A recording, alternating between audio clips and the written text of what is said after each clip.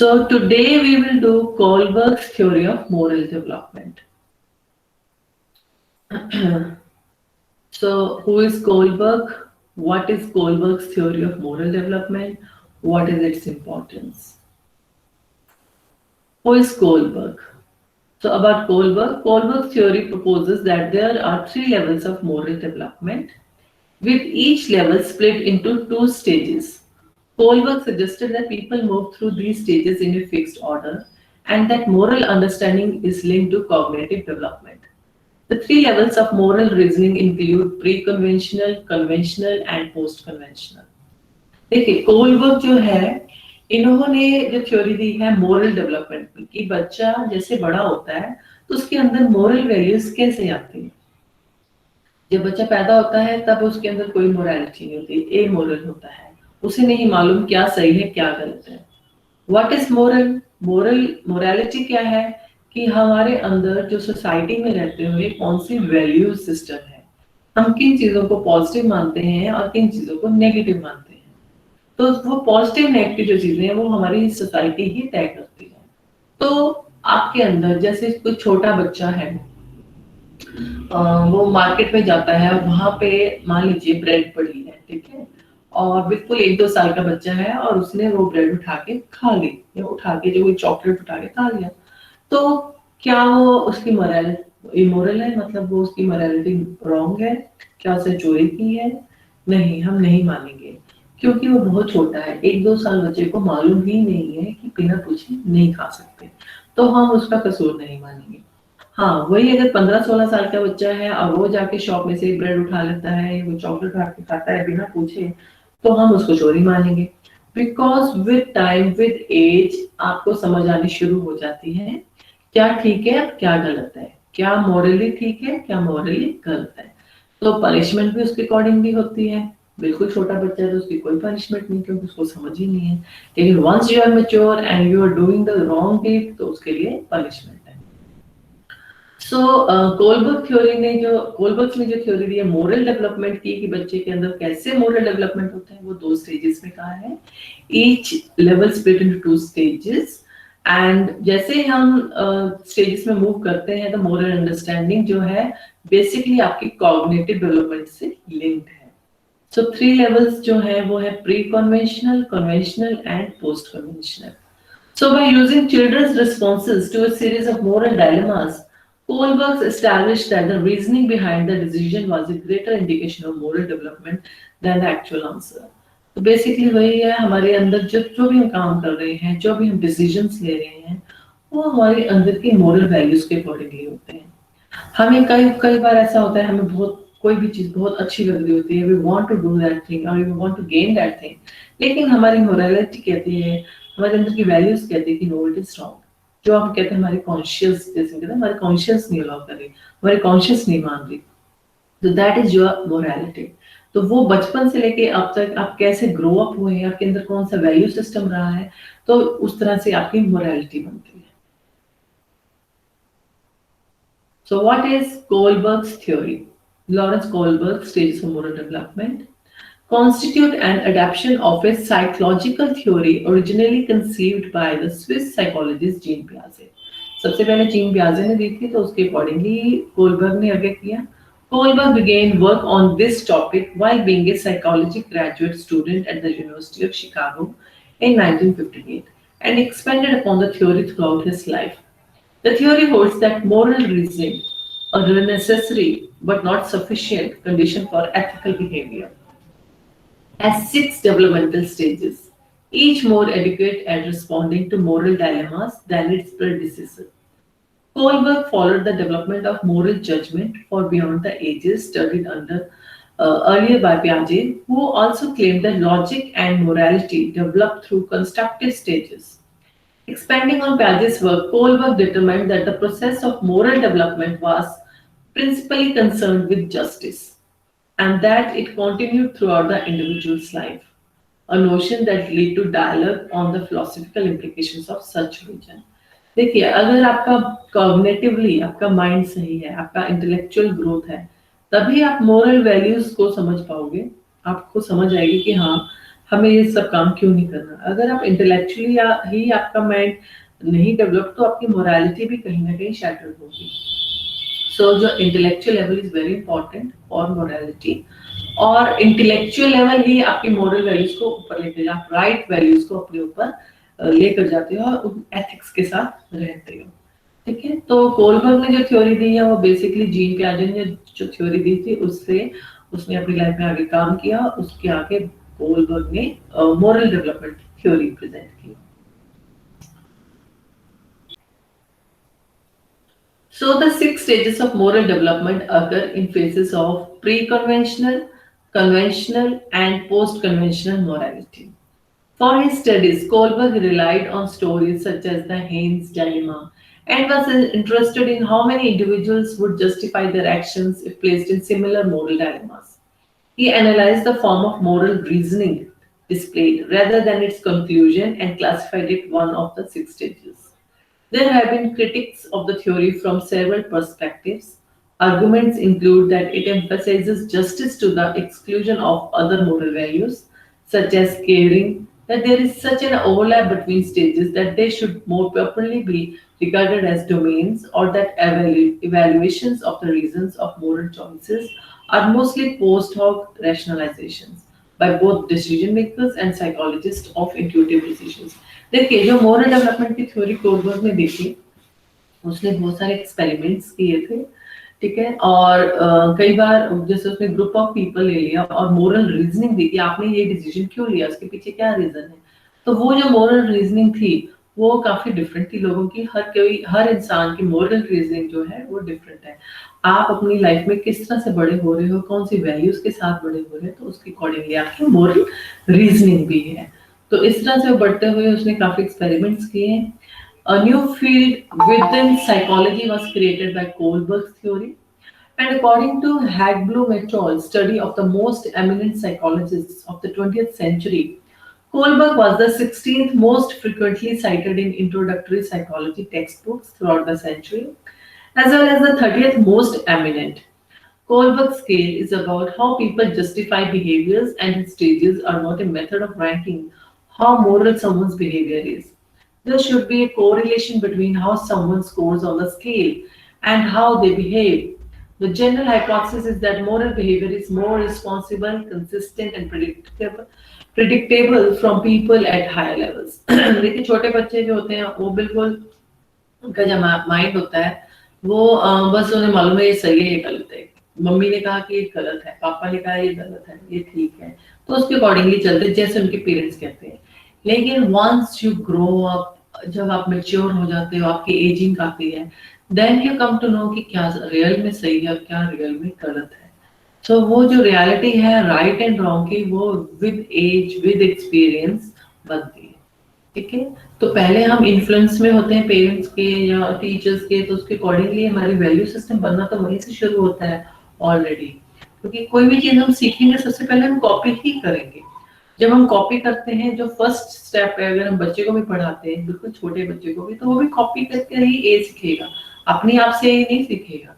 तो everything first हमें learn करना पड़ता है कॉपी करके। Then once you get the hold of that thing, then internally आप फिर जो उसकी बेसिक्स हैं, ये कैसे ओरिजिनेट हो रही हैं चीजें, व्हाई इट इज देयर, ये सारी चीजें आप समझनी शुरू कर देते हैं, and that is your real actualisation. और मोरालिटी का भी वही है, आप कोई भी काम करते कॉग्निटिवली करते हो, लेकिन जो मोरल वैल्यूज हैं उनकी जो समझ है, वो आपकी जो कॉन्शियस है, वो धीरे धीरे जैसे आप ग्रो करते हो तो उस तरह से आपको समझ आनी शुरू होती जाती है। So the key points are Lawrence Kohlberg expanded on the earlier work of cognitive theorist Jean Piaget to explain the moral development of children, which he believed follows a series of stages. Kohlberg defined three levels of moral development: pre-conventional, conventional, and post-conventional. Each level has two distinct stages. During the pre-conventional level, a child's sense of morality is externally controlled. Child accept and believe the rules of authority figures such as parents and teachers, and they judge an action based on its consequences.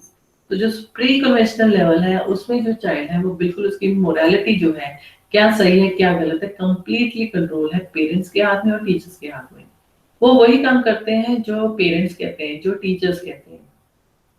अगर वो parents और teacher के खिलाफ काम करेंगे तो उनके अंदर से फीलिंग आएगी कि हाँ वो गलत कर रहे हैं। तो चिल्ड्रन जो भी एक्सेप्ट करते हैं, जो अथॉरिटी के रूल्स हैं वही एक्सेप्ट करते हैं। During the conventional level, an individual's sense of morality is tied to personal and societal relationships. Children continue to accept the rules of authority figures, but this is not because they believe that this is necessary to ensure positive relationships and societal order. During the post conventional level, a person's sense of morality is defined in terms of more abstract principles and values. People now believe that some laws are unjust and should be changed or eliminated. Kohlberg's theory has been criticized for its cultural and gendered bias toward white, upper class men and boys. It also failed to count for inconsistencies within moral judgments. देखिए जो pre conventional था उसमें बच्चे पे सिर्फ parents और teachers का control होता है। कन्वेंशनल लेवल में क्या होता है कि जो बच्चों की जो मोरालिटी होती है वो खुद से अपने आप से एक गुड गर्ल या गुड बॉय बनना चाहते हैं, वो सोसाइटी से अप्रूवल लेना चाहते हैं। सो उनको समझ होती है कि सोसाइटी किन चीजों को अप्रूव करेगी तो उसके अकॉर्डिंगली वो अच्छे काम करते हैं, obedient रहते हैं, disciplined रहते हैं and they want the goodwill from the society। फिर उसके बाद क्या होता है, जब पोस्ट कन्वेंशनल लेवल आ जाता है, जब और मेच्योरिटी आ जाती है, तब जो भी रूल्स बने हुए हैं सोसाइटी में, चाहे वो हमारा लॉ है तो चाहे जो भी सोसाइटी या कम्युनिटी के रूल्स हैं, वो उनको अच्छे तरीके से एनालाइज कर पाते हैं। वो समझ पाते हैं कि ये रूल्स बेतुके भी हैं कुछ, जो कि गलत भी हैं, सोसाइटी के हित के लिए भी नहीं है, तो they that should be changed. Like जैसे हम बात करें कि पहले जैसे जैसे सती प्रथा थी, तो सोसाइटी में ये रूल बना हुआ था कि वंस विडो जो हो जाएगी लेडी तो वो अपने हस्बैंड के डेथ के साथ ही उसको जला दिया जाता है, isn't it? तो वो रूल उस टाइम जो बना बना था, तो वो इसीलिए बना था क्योंकि उसके पास और कोई सर्वाइवर था ही नहीं। क्योंकि अगर उसका हस्बैंड एक्सपायर हो जाता था ना तो उसको सोनली उसके पास रहने के लिए या कह सकते हो सर्वाइव करने के लिए नो फाइनेंसेस नहीं थे और प्रोटेक्शन के लिए भी हस्बैंड नहीं था। सो सोसाइटी ने तब ये रूल बनाया कि yes she should get burned in the this with her husband only। But लेकिन जैसे कुछ लोग उन्होंने देखा मोरालिटी पर जब आए कि why to sacrifice the life of a woman. ठीक है, एक ट्रेजेडी हो गई है लेकिन why not to make her stand, वो भी कमा सकती है, फाइनेंशियली से स्ट्रांग बनाया जाए and protection should be there. So तो ये रोल, ये मोरालिटी लेवल पर आके जो लॉ बना हुआ था सोसाइटी का उसको चेंज किया। लेकिन किसने चेंज किया? जब हम पोस्ट कन्वेंशन लेवल पे आ गए। ठीक है, तो पीपल जो पोस्ट कन्वेंशन लेवल पे थे तो उन्होंने आकर ये सारी चीजें जो मोरल वैल्यूज जो फिट हो रखी थी सोसाइटी में उसमें भी चेंज लाया। तो ये चेंज आपके कॉग्निटिव लेवल पे भी होता है और प्लस आपके अपने मोरल लेवल पे भी होता है, लेकिन विद एक्सपीरियंस जब आप हायर लेवल पर आ जाते हो। तो ये मोरालिटी को हम एब्स्ट्रैक्ट प्रिंसिपल्स या वैल्यूज का नाम भी ले सकते हैं।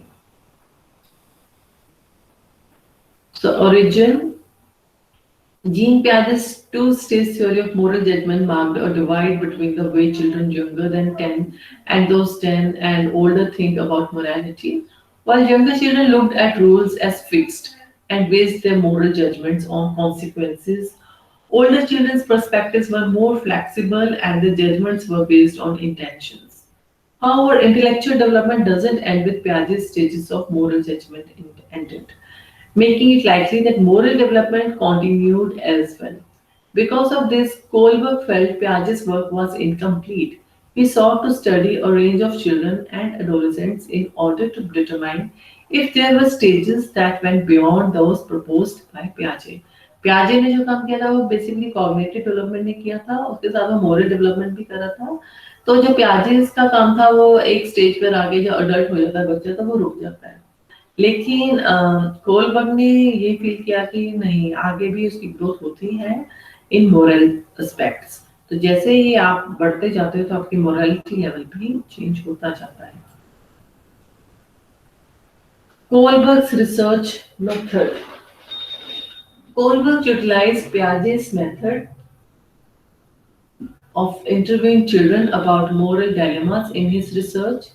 He would present each child with a series of such dilemmas and ask them their thoughts on each one to determine the reasoning behind their thinking. तो उसने कुछ भी जो भी प्रॉब्लम्स हैं, जैसे कि मैंने आपको सती प्रथा के बारे में बताया था, इस तरह से उन्होंने कुछ प्रॉब्लम्स बताई और उससे बच्चों से पूछा कि हाँ क्या क्या व्यूज हैं आपके, क्या थॉट्स और क्या चेंज होना चाहिए, तो उनकी रीजनिंग क्या है. For example, one of the moral dilemmas Goldberg presented was the following. In Europe, a woman was near death from a special kind of cancer. There was one drug that the doctors thought might save her. The druggist was charging 10 times what the drug cost him to make. The sick woman's husband, Haynes, went to everyone he knew to borrow the money, but he could only get together about it, half of what it cost. He told the druggist that his wife was dying and asked him to sell it cheaper or let him pay later. But the druggist said no. I discovered the drug and I'm going to make money from it. So Haynes got desperate and broke into the man's store to steal the drug for his wife. तो उसने इस तरह से ये story बताई कि what क्या उसकी मॉरल जो वैल्यूज हैं, जो मैन ने बिल्कुल उसके पास पैसे नहीं है, अपनी वाइफ की वो जान बचाना चाहता है, तो क्या उसने चोरी की वहां पे और वो पर्सन बिल्कुल रेडी नहीं था, तो इट दैट वाज राइट और रॉन्ग. तो इस तरह के क्वेश्चन पूछे गए बच्चों से, तो हर बच्चे ने अपने पर्सपेक्टिव से जवाब दिया. पहले में क्या होगा, yes it was right because it was saving a life. So it was just life जो that is very important, money is the secondary thing. So उसकी morality level पॉजिटिव थी, एक लाइफ को वो सेव कर रहा है, though she was her wife, but एक money doesn't stand in front of life. तो किसी ने ये आंसर किया होगा कि नो, गलत है, चोरी तो चोरी ही होती है, जब जो भी उसने डिस्कवर की है वो एक इन्वेंटर है और वो अगर उसको राइट नहीं मिल रहा तो he not he can not steal the thing, है ना. सो इस तरह के क्वेश्चनिंग आंसर जवाब मिले हैं और उसके अकॉर्डिंगली कोलबर्ग ने रिसर्च किया. After explaining this dilemma to his participants, Goldberg would ask, should the husband have done that?